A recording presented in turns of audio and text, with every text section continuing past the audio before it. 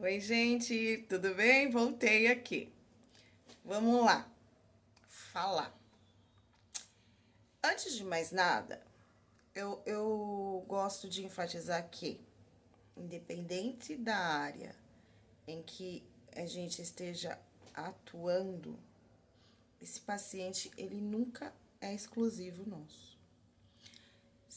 Pode ser psicopedagogia, pode ser fonoaudiologia, pode ser terapia ocupacional, pode ser psicologia, fisioterapia. A gente nunca trabalha sozinho. E que bom, que ótimo, porque a gente precisa de outros profissionais.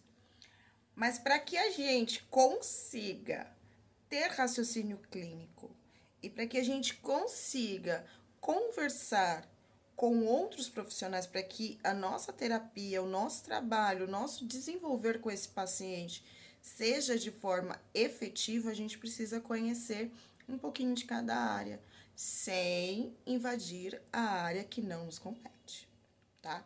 Então, vamos supor, um profissional de psicopedagogia, ele precisa saber as etapas, por exemplo, do desenvolvimento da fala, do desenvolvimento da linguagem, né? Ele trabalha em conjunto com a fonoaudiologia, que trabalha em conjunto com a terapia ocupacional, que trabalha em conjunto com o fisioterapeuta, tá? Então, a gente precisa conhecer, tá?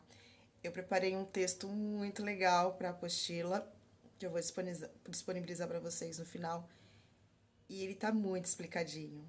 Seria um pecado eu não falar para vocês na íntegra, porque ficou muito legal, tá? Então, assim, eu vou falar e eu vou explicar, tá bom? Assim, gente, quando a gente fala de fala, a gente tem que imaginar que a gente tem que ter certeza que a fala é um ato motor, igual eu falei no vídeo anterior. Ele é um ato motor. Mas ele é um ato motor porque ele precisa acontecer de forma sincronizada, coordenada, precisa, com músculos, estruturas como lábio, língua, mandíbula, palato, pregas vocais, tá? E todos esses movimentos acontecem em simultâneo, rápido. Por quê? Porque ele tem um planejamento, porque ele tem uma programação para que essa execução de movimentos aconteça. Ou seja, o cérebro, ele precisa pensar como que ele vai produzir o som, organizar e formar esses comandos motores e aí sim executar os movimentos. Não é simples. Parece simples da forma como a gente fala aqui, mas não é. Imagina um organismo que não tem, por exemplo, que tem atrasos. Um atraso leva o outro. Gente, uma criança com atraso de fala, ainda que ela desenvolva essa fala, ela vai ser uma criança com atraso de fala, porque a gente não consegue voltar no tempo e falar, olha, a partir daqui ela desenvolveu os marcos do desenvolvimento. Não. Ela continua com atraso de fala, ainda que ela desenvolva essa fala.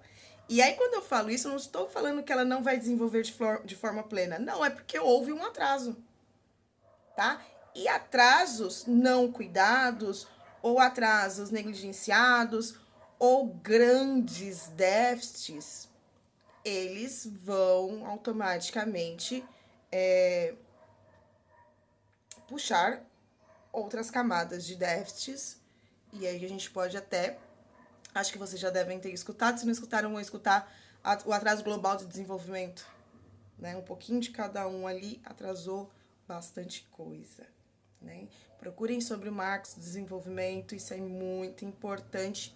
E não se atentem só aos marcos do desenvolvimento da fala. Não, porque a fala é um ato motor.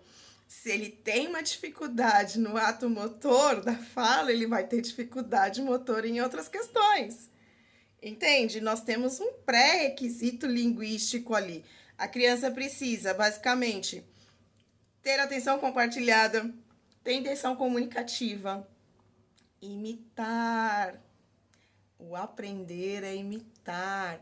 Como que essa criança vai imitar se ela não te olha nos olhos, se ela não tem um contato visual? Entendam que eu não estou falando que o autista, por exemplo, quando a gente fala de contato visual, a gente lembra muito do autista. Uma pessoa com autismo, ela não é obrigada a te olhar nos olhos. Isso causa um incômodo. Isso é horrível.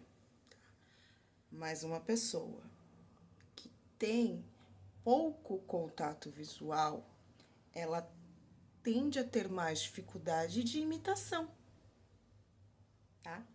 Outra coisa importante que eu vou falar de autismo mais pra frente em outra aula, tá? Mas eu não posso deixar passar essas informações. A intenção comunicativa. Será que ela não tem intenção comunicativa ou ela não sabe fazer isso? Fica a dica.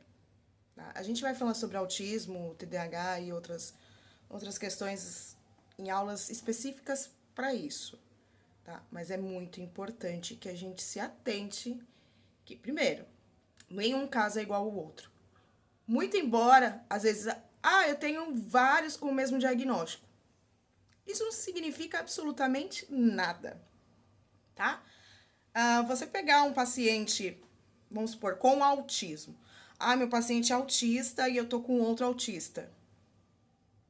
Sinto lhe informar, mas eles não são iguais. E nunca vão ser, né?